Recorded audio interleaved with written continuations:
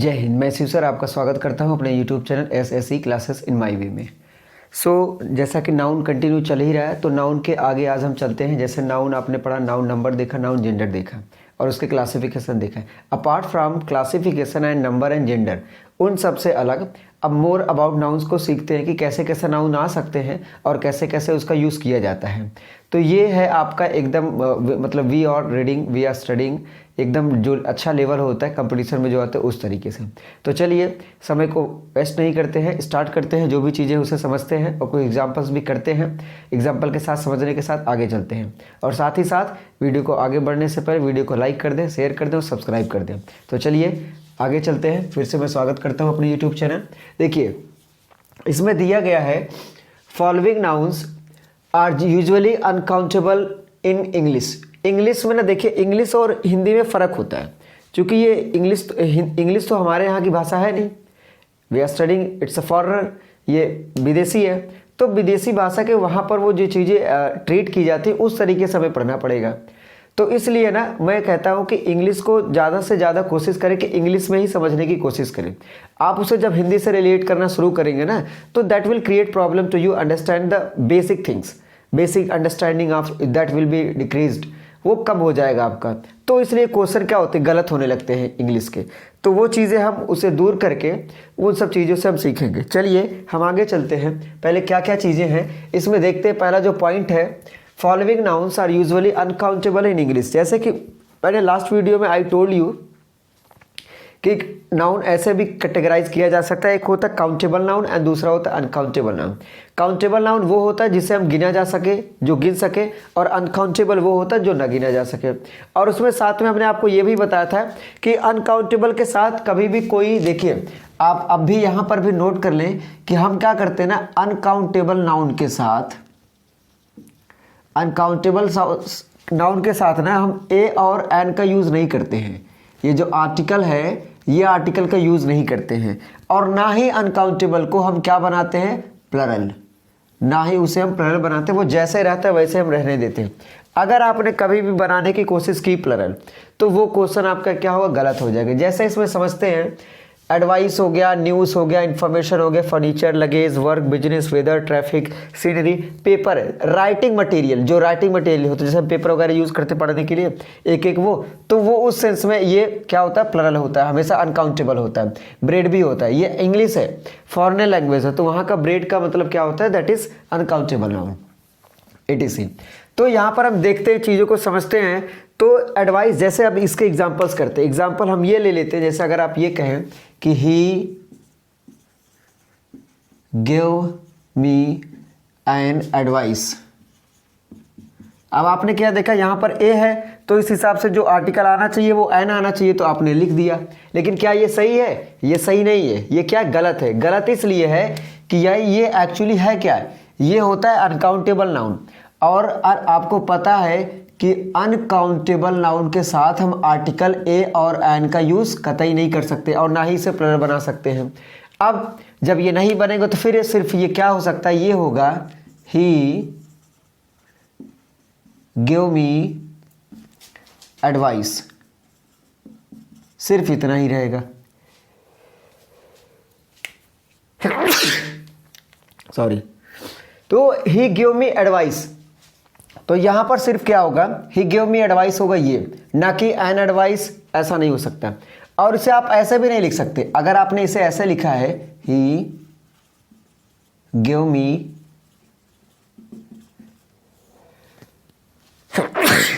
Sorry, अगर आपने ये देखिए, अगर इसे आपने ऐसे लिखा है ही गिव मी एडवाइसेस, ये अगर आपने प्लरल बना दिया ना तब भी ये गलत है।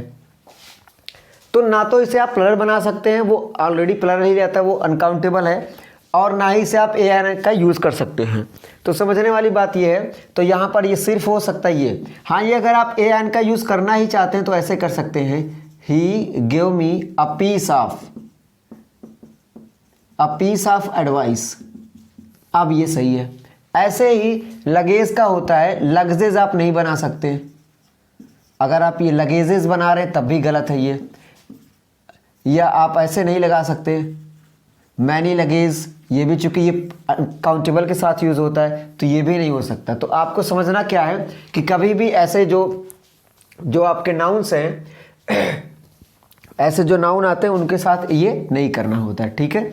तो आगे देखिए, अगला जो पॉइंट है वो ये है कि when two nouns are in possessive, जब दो नाउन पॉजेसिव केस में हो, are in apposition, apostrophe with S is added to the last only.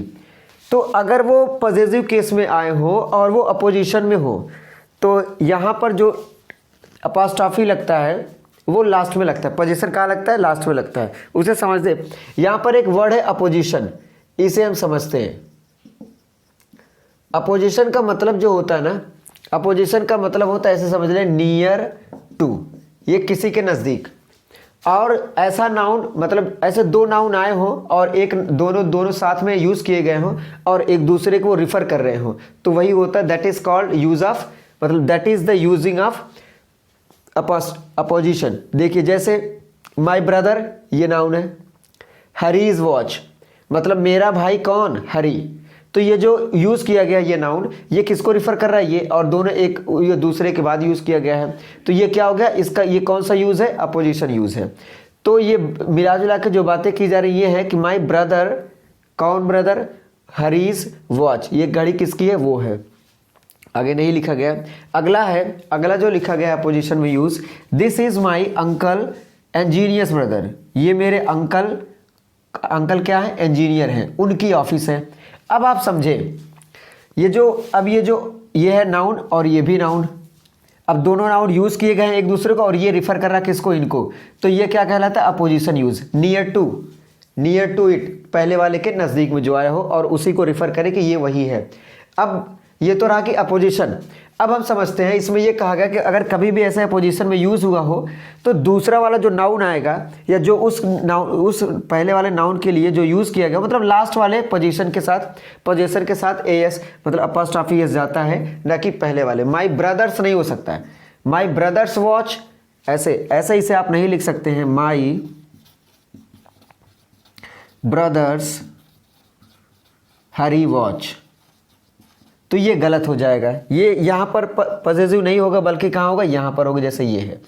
तो यहाँ पर अंकल्स में भी नहीं होगा, यहाँ पर होगा, जो जैसे कि ये सही है। आई बात समझ में? तो ये होता है अपोजिशन का यूज़। और ऐसे हम समझते हैं, क्या लिखा है? When two nouns are in possessive case, जैसे ये भी और ये भी दोनों क्या पॉजेसिव केस में घड़ी को लेकर के। लेकिन तब अगर ये अपोजिशन में यूज़ किए गए हों, ये दोनों अपोजिशन में यूज़ किए मतलब उसके नियर, और पोजीशन का मतलब मैंने बताया नियर टू, तो अगर वो साथ साथ में यूज़ किए गए हैं, वो पहला वाला दूसरे वाला पहले को रिफ़र करता होगा, ये यही है, तो उसके साथ हम क्या यूज़ करते हैं? लास्ट वाला जो नाउन होगा उसी में हम क्या करेंगे? उसी के साथ में ये पॉजिटिव केस जो एस लगता है वो लगेगा, ठीक है।